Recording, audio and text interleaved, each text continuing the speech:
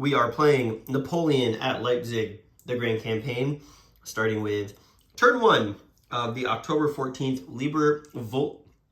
God, I'm going to get this wrong so many times. I'm sorry. Deep breath. Liebertwolkwitz, which is this village right here, and it is worth 10 points. So before I get underway, I'm just looking at some of the strategic options, the tactical options, I guess, I have for the coalition who are going to be going first. Now, we know from the last video that the Russians were scattered, so we've got Russian units in this core, W core, sort of all in this area, and they're going to have to kind of consolidate to try and push the French off some of these particular victory point hexes. In particular, we've got 5 points here at Wachau. We've got 5 points over here in this village that the Poles and the looks like elements of the third corps or second corps, excuse me, are defending. But it's also pretty thinly held in here, especially right here near Wachau. There does appear to be kind of a gap between these defending units on this hill and its nearby friends. So if we can maybe drive in there and separate these two forces, maybe we can get some points there for the coalition at the end of the day. But really, the 10-pointer here is the big one. That would all but assure victory to take that. And Klenau's Austrians are in a position to really flank the village here and put some pressure. There's this stream that comes along here with 2 roads that go across it. If they can get across there on the first turn, which seems very likely, they'll be able to set up to attack the French around the village here. And the French, these infantry units aren't very big. 4, 3, there's a single point of artillery here. And, we're not going to look under because we're not going to ruin the fog of war, but there's 3 points there. So Klenau definitely wants to move the Austrians up this direction, up this road, get across this stream, hold these bridges, maybe even flank further north and see if there's a crossing here with this single artillery unit and surround the village for the most part. Now, the French are going to be getting reinforcements. In this scenario, Napoleon is going to come in way up to the north off the top of the map, so we don't really have to worry about him for this first day. Really, all the units that we're concerned about are in here. Now, for the Russians, it's a little bit different. So the French have 20 points set up here with control of these towns. We've got some easy ones to pick off for the Russians. They can get Stormthal here for 5. Coburn is the lowest hanging fruit here. And Kleist, with his Prussians, is probably going to want to consolidate his units into a fighting force that he personally leads. And so there's a temptation here to try and grab Coburn before Kellerman can come down with his cavalry, or at least force Kellerman to have to take Coburn if they want to hold it on this flank. But remember, you can't be too aggressive because the Russians can just jump right up the middle here. So we've got 5 points on the hoof here. We've got 5 points on the hoof here that likely the coalition will be able to take first turn. And then after that, they're going to want to reassess sort of where they're at. Now, later in the afternoon, Schwarzenberg is going to arrive with the Austrian reserve, and Constantine K Corps is also going to arrive. And so when they arrive, that's when a big push can be put on. There will be a couple of turns. Looks like 2 turns when all of those units will be able to push in here against the French. So we've got to make good progress early if we want to win as the coalition, and we need to do it smartly and intelligently. So that's some of the stuff I'm looking at here. This is going to be, I think, the key. Whoever exploits this sort of open ground here, and whoever is able to successfully defend or attack around Liebertwolkwitz is going to also be really important. So that's some of the stuff I'm looking at as we begin, and I hope you'll join me here now for the October 14th beginning, turn 1 of the Grand Campaign of Napoleon at Leipzig. All right, well, we've reached the end of the first turn, the first hour of the battle. I'm zoomed in here so you can see that Napoleon and the Cav, I think it's first Cav, have come onto the map in the north. They're moving to take up positions here, sort of opposite these prepared positions near Mockern. And then we've also got next turn the Guard coming on.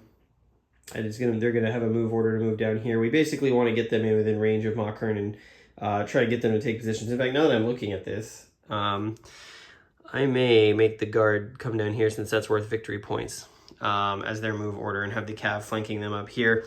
Is this the 6th Corps?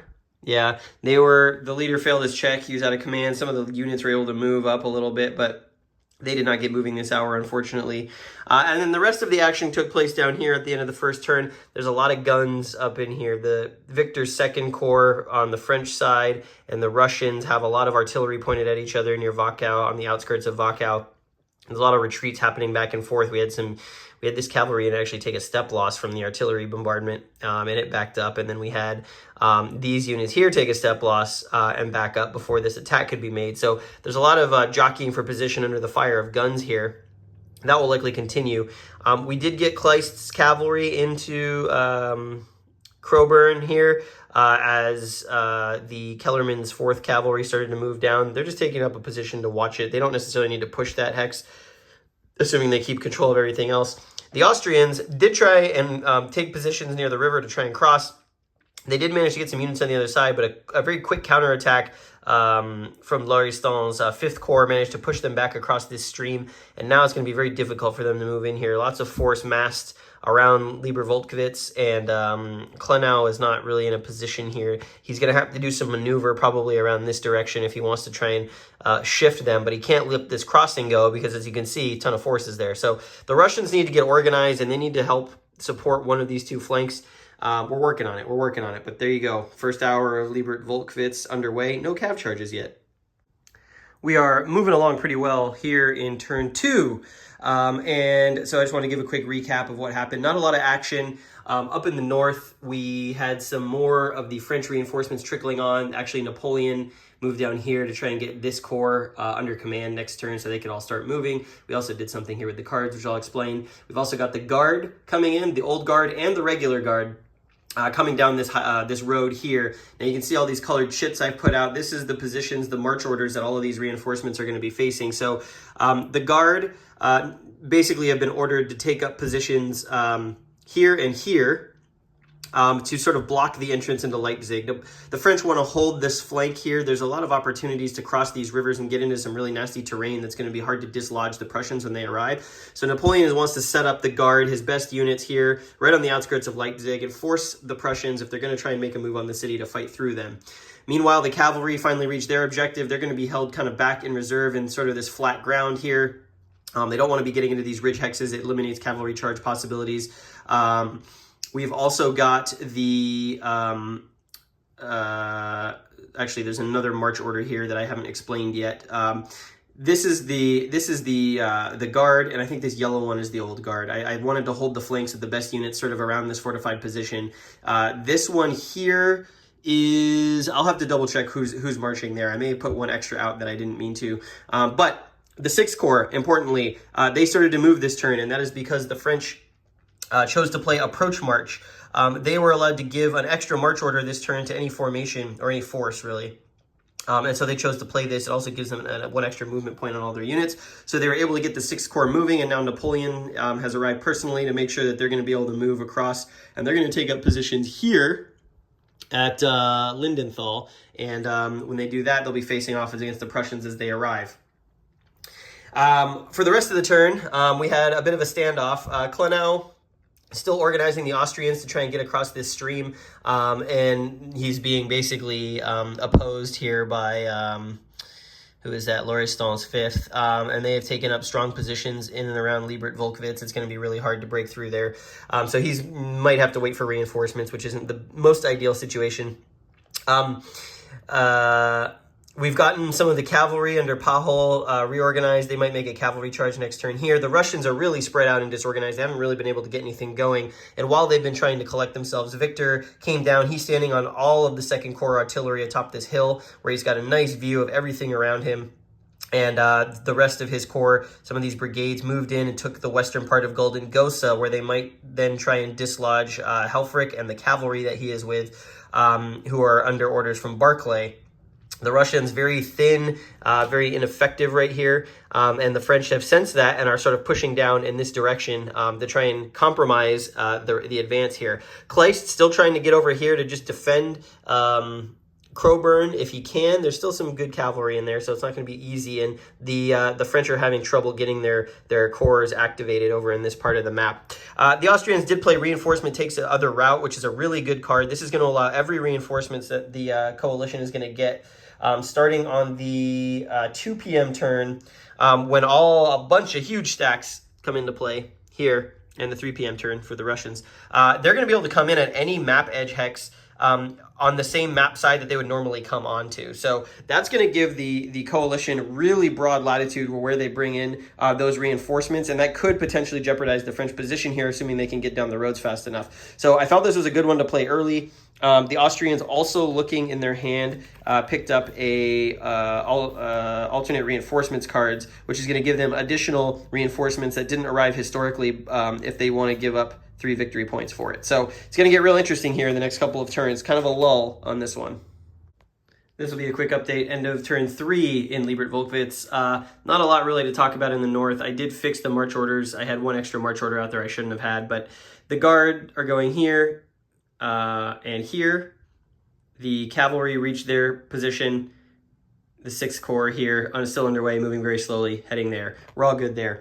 The coalition played a card that was of no consequence, did not do anything with the event. The French did play delay march confusion. It did give them slow movement this turn and a -1 victory point. However, it did delay the brunt of the Austrian reinforcements. The Austrian Reserve Corps under Hamburg, they were delayed 2 turns. They were scheduled to come in next turn. Now they're delayed till 4 p.m. That's a huge blow to the coalition hopes of taking, or at least making, some advancements here around Wachau and Liebertwolkwitz. So that is going in the French pile. Otherwise, it was a pretty good French turn.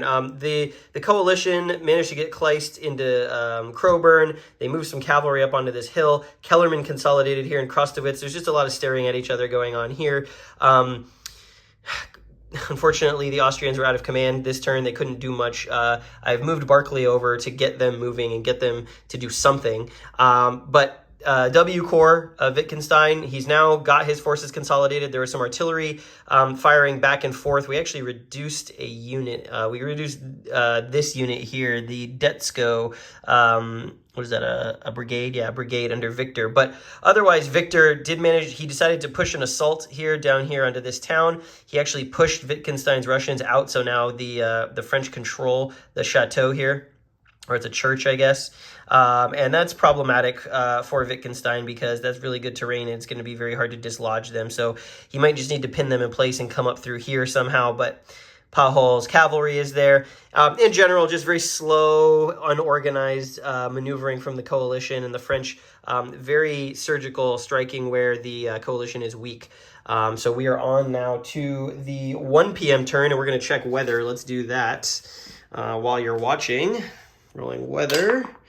We rolled a 4. That means we get, it's going to be fair weather again, which is good. And we need to roll how long that's going to happen. We rolled a 6, that's 10. That's going to be the next 6 turns. It's going to be fair weather. So we are looking at finishing this scenario under clear weather. So no frost, don't got to worry about the elements. 1 p.m. turn. The coalition played alternate reinforcements. It is a big VP hit, -3 victory points, but that did let them get more of Kleist's Prussians onto the map. They were going to come in 2 turns is what they rolled, and they're going to come in from down here up this road. Hopefully join Kleist before the battle is over. Now this is sort of a divergence from history. Those units were not actually in the battle, I do not believe, but they were really, this is the best of all the bad choices in the hand of the coalition player. They didn't want to take the VP hit, but the extra units will be nice, so they're going to get that. The French chose to take reinforcements to take another route, which is what the coalition played last turn. That was actually very good. It alleviated the traffic jam up here. We've got more Young Guard who are waiting their turn to come on this road in the stretched out column, and they were able to transfer over the reinforcements they got this turn and come down this road, which is important because I remembered why I had a 4th march order on the board, and that was for the Young Guard. So we've got all 3 of the Guard Corps with Napoleon in the 6th moving into position to contest the Prussians when they show up for the Battle of Leipzig. But the Young Guard is going to take a position here in Mokern because that is a victory point hex. They've got a lot of units. They think they can hold there. The Old Guard is coming down here to Lindenau. We've got the 1st Cav up in this area, and we've got the regular Guard. We've got the Young Guard, the Old Guard, and the regular Guard. Regular Guard's going up here to hold that right flank. And the 6th, now under Napoleon's influence, moving very swiftly to the west. They're going to take up positions here. I'm hoping that what I can do is before this scenario is over, I can get these units actually to take over these prepared defense positions for the impending Prussian assault from the Army of Silesia. Down over at the Battle of Liebertwolkwitz, we've had some skirmishing back and forth between Kleist, who managed to get his units together. He came up on this hill. Poniatowski, there were some artillery bombardments. Then Poniatowski moved in and forced him back down off the hill. No casualties incurred there, or no major casualties. But it does compromise the position of the Prussians a little bit, who are trying to hold this very important location. Victor... there was an attack mounted by Wittgenstein on Gulden Gosa. He really needed to clear that out in order to move in this direction, and unfortunately, the attack was repulsed out of the town and the church there. Victor just holding firm, protecting Wachau, not really letting the Russians do much. And then finally, Klenau decided he was going to engage. So he did manage to get a full division across the river and push the Lauriston's 5th Corps back into the sort of outskirts of Liebertwolkwitz. There was some inconclusive back and forth fighting. The Lauriston's forces managed to reestablish a position outside the town. And so the Austrians are basically making their commitment now. They're going to try and get in there. It's 10 points. They got to try. We did have our first casualties of the game, and that came here with an attack where Lauriston counterattacked the sort of cavalry force that had been holding this crossing. We had elements of the 1st Corps cavalry. They managed to get into a flanking position around. They came up around this creek and surprised Moore's cavalry brigade by in their rear, and we had a pincer attack across this stream. That resulted in an exchange. Actually, the odds were very good that the French would have just annihilated Moore's brigade, but they put up a really good fight. We had our first casualty. We had an exchange. So both of these units are eliminated.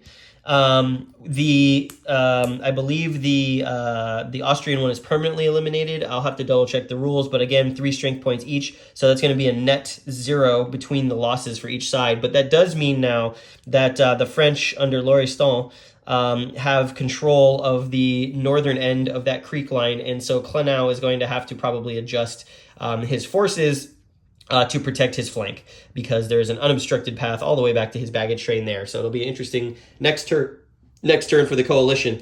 We are coming up on the first of the Austrian reinforcements, along with Schwarzenberg, who is the commanding officer of the coalition army here for this area of the battle, and they're going to come up from this direction as well. So hopefully we can get them into the fight sooner rather than later, because the coalition is flailing wildly down here and not making any sort of progress or ground, because they are being outfought by the French forces that have been stationed southeast of Leipzig.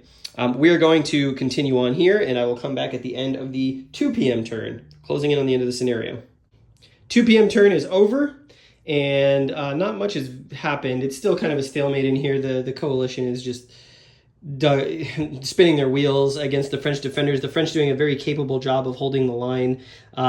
They actually forced back Klenau's brigade that he was stacked with. The Austrians have kind of lost momentum to get to Liebertwolkwitz.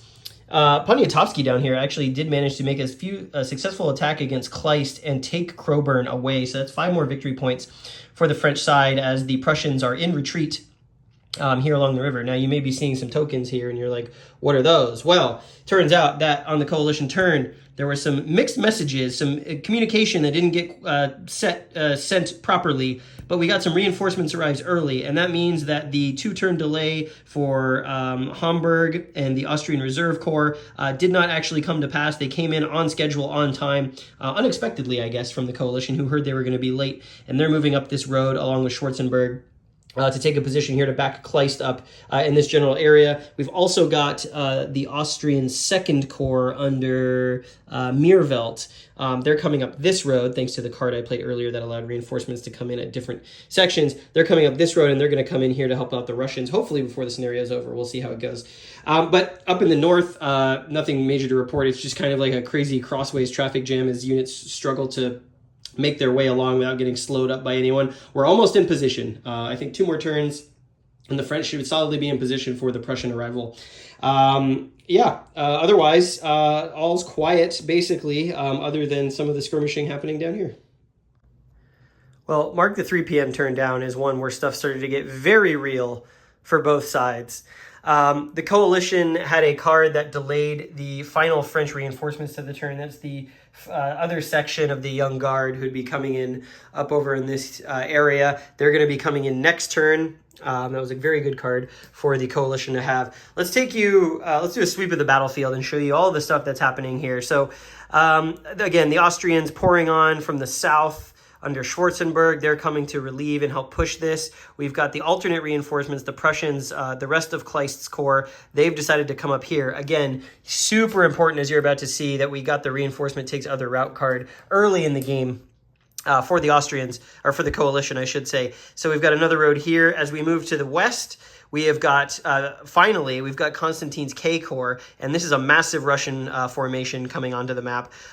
They were able to come in on multiple different roads because we're allowed to use the entire map edge, so we're not caught in a traffic jam. And what I've decided to do with Constantine here, as we zoom out, is bring him up this main road here, bypassing all of this on the west bank of, what river is this? The Pleiße, and move them all the way up this highway. Actually, sorry, they're going to be coming in this highway. They're going to be moving up here in this direction, coming all the way up here to the left of all these wetlands, moving up through these villages, and they want to get up here to Lindenau, which is a 10-point victory point hex. You can see there's actually two opposing march orders leading there, but what is this? That's the guard, the French guard. They're a lot closer, and they're going to be able to take up defensive positions there. But this is a key hex, and the Russians have decided they just want to overwhelm the French defenders there by moving up these highways. Because they were allowed to spread out, they've got a lot of options about the route they take to get there as long as they're getting closer every turn. And so the Russians on the move, they're going to force the French into some difficult decisions about how hard they want to hold the area around Liebertwolkwitz as we get into the Battle of Leipzig and some of the next scenarios, because they're going to be coming up here, and they're going to really compromise the French rear. Now, one thing I should mention is that Augereau's corps here has been unable to move this entire scenario. There's some specific circumstances that allowed them to free up and do some things. And so we might see them try and hold potentially this crossing, or maybe even come down through here to try and figure out how to stop what Constantine is trying to do here. So yeah, now the one thing I do need to be careful about here is that the supply train for these units needs to be able to reach along roads to a coalition supply source, which would be here. So we have to make sure that we don't get cut off along this river. And that's the next thing I want to talk about, because that is what Poniatowski and Kellerman are trying to do to Kleist, who unfortunately was out of command this turn. But there's Kleist with his all of his forces. They have been forced back several times out of Coburn. Some attacks by the Poles, and Kellerman's cavalry coming down this way to cut off the potential withdrawal along this direction. We have some more Polish light cavalry under Poniatowski here. Basically, they're just trying to close around Kleist, put him out of supply, potentially make an attack against him once Coburn is sort of out of danger. We also see the Poles actually burnt a bridge here on this road that Kleist is on. They did that because after obviously the Russians are coming up this way, if they need to fall back, that has to be repaired in order for supply to be moved along that road. Elsewhere in the southern part of the battlefield, the Russians have actually done some good things here. So finally, we had a Russian attack in this general area. As you can see, there's a big sort of killing field right here where there's artillery trained on this like flat ground. Victor's corps is kind of holding this sort of high heights, the approach to Wachau from the south, and none of the Russians want to get in there because Victor has 8 artillery points, which is in general an automatic retreat if they bombard, and could potentially be a step loss. So none of the Russians want to get inside that firing range. The Russians under Wittgenstein have their own artillery that they've got placed here on the flanks. Those are also bombarding when they get the chance. But in general, there's kind of this bubble of no man's land here. But the Russians did manage to push this artillery, these 2 artillery battalions, back. Which actually did a forced displacement on Paul's 5th Cav that was getting ready to charge. So the Russians now carving in this way, and then Klenau's Austrians had a great turn. They are carving in this direction, and obviously with Lochiston captured this turn, as I showed you, all of these units had to roll for initiative individually, and they couldn't really. Murat can put 2 stacks under command, but the command structure here in this 5th Corps is not very good.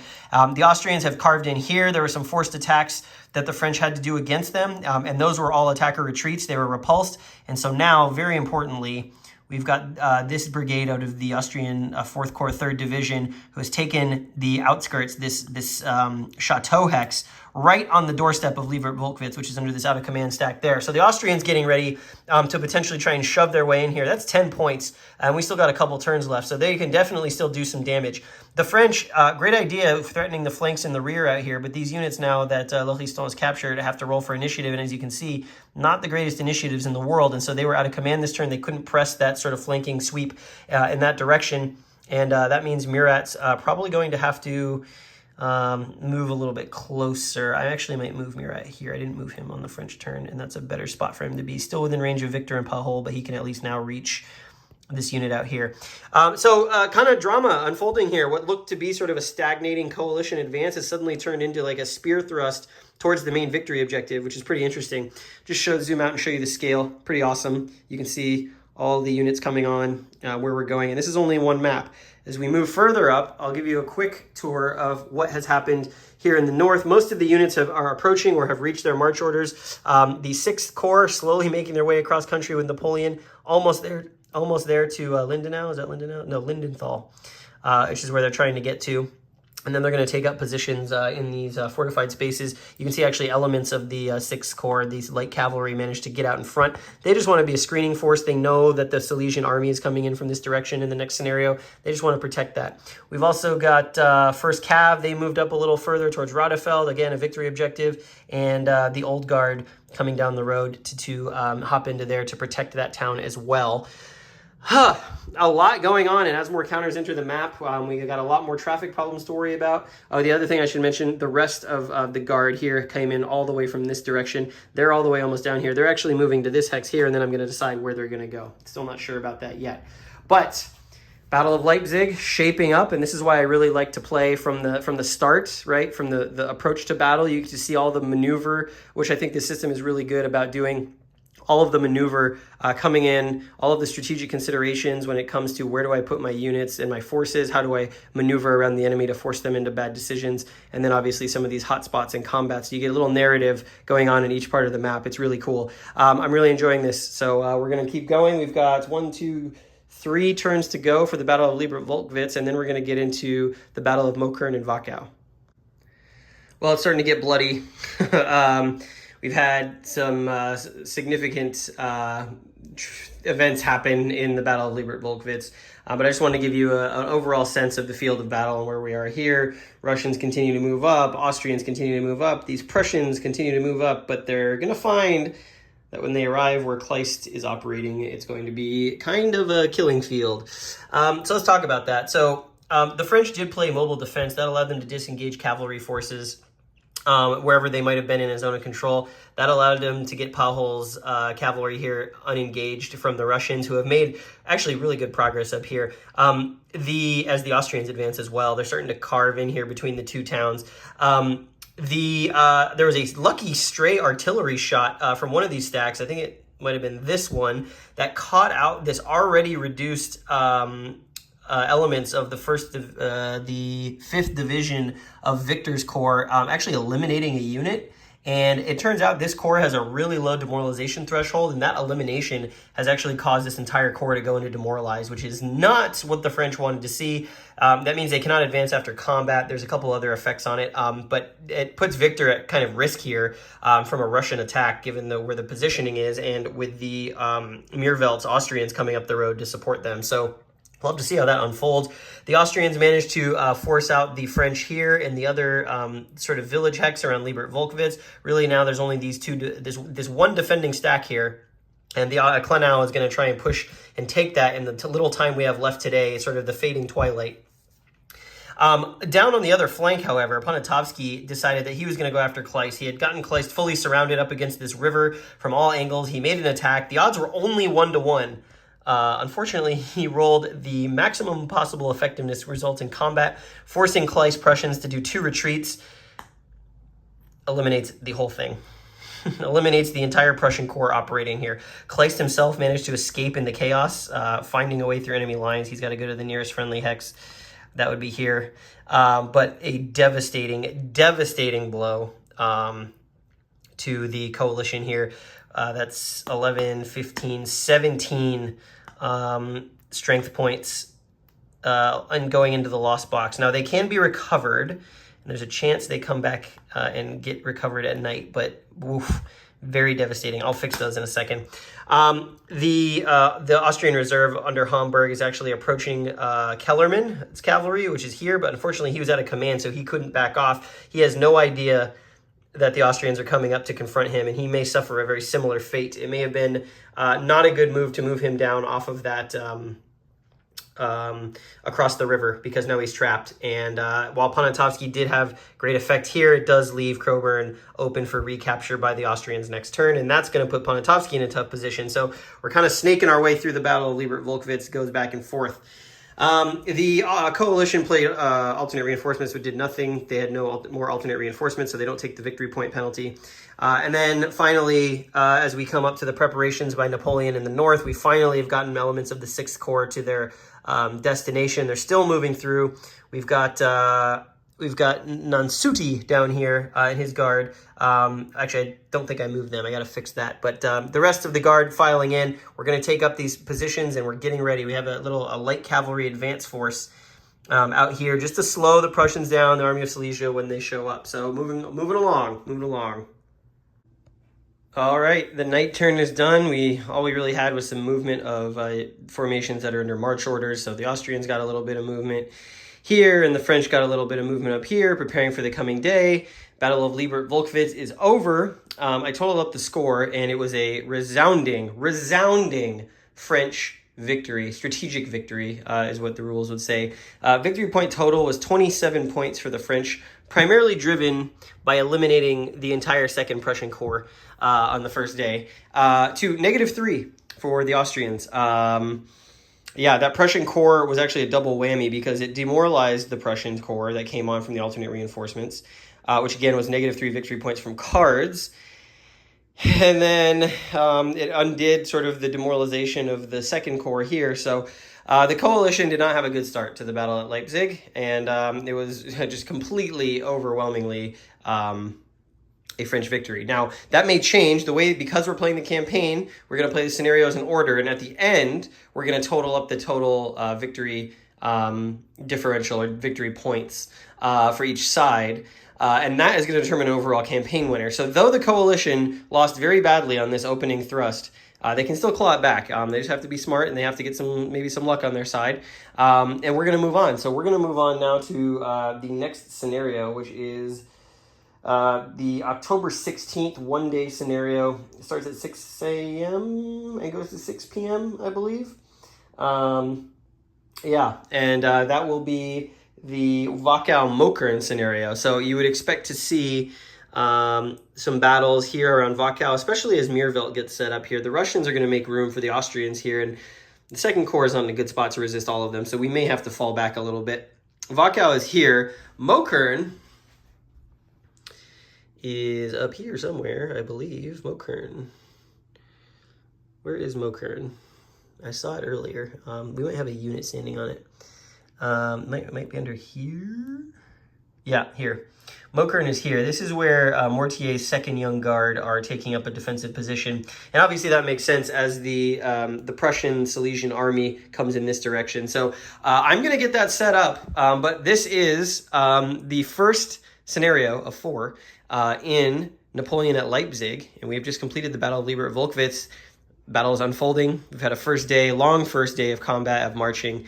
And we're about to get into the next video, which is going to be the Battle of Wachau and Mokern. So I hope you'll join me for that as we continue on in the Library of Napoleonic Battles with this massive game.